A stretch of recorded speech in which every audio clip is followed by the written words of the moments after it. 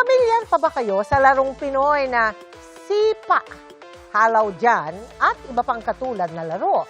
Ang sport na dinevelop ng isang Southeast Asian country, ang sepak takraw, na nilalahukan din ng Pilipinas.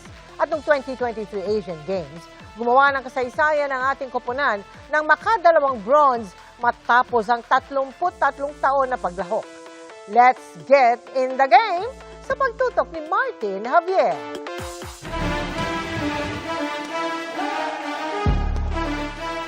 Bicycle kick, heading, at roll spiking.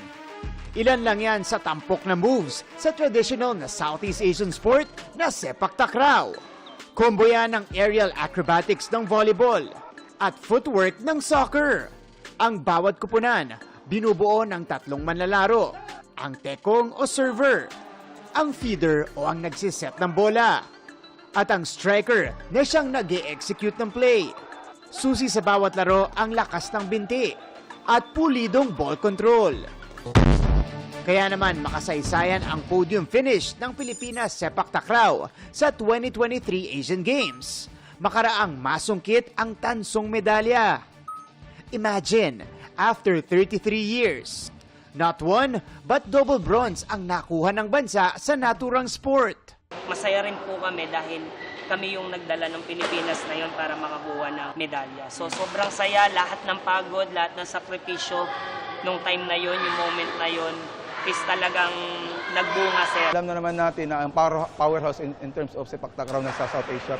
Nasundan pa yan ng double bronze sa 2025 Southeast Asian Games, kung saan parehong third placer ang Pilipinas sepak takraw, men's and women's teams. Masaya, excited kasi first time eh. Dating sa local ka lang naglalaro, ngayon international na. Mamimit mo na yung mga idols mo na sa ibang bansa. Yung mga kakulangan po namin doon, yun po yung ngayong inaano po sa amin dito. Yung training namin ngayon, meron na po kami mga bagong tactics yung mga coach namin para mas mag-improve po kami. Sa Agosto ay sasabak ang Pilipinas sepak takraw sa King's Cup World Championship sa Thailand bago tumulak sa 2026 Asian Games sa Japan. Puspusan ang kanilang ensayo para mas mapagbuti pa ang depensa.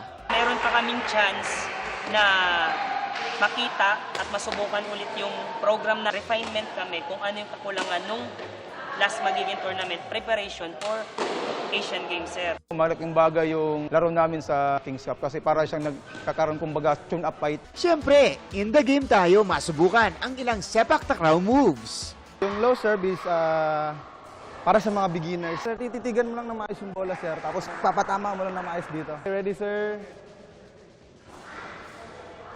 Yun! Ang setter, dinidescribe yan as the brains on the court, di ba, ng isang team. Kasi sa'yo nakasalalay yung didiskartehin ng opensa ninyo. Kailangan yung mapaganda yung bola para mapalo ng maayos ng spiker. Normal lang po na set. Ito, yan. Yun. Yo! Dito lang po yung patamahin, dito po, sa harap. Okay lang dito? Okay lang po. Okay. Yun. There you have it, mga kapuso. Ngayong araw, nakilala natin ang mga miyembro ng Philippine Sepak Takraw Team at nasubukan pa natin ang iba't ibang moves sa sport na ito. So, this has been Martin Javier. Keeping you in the game!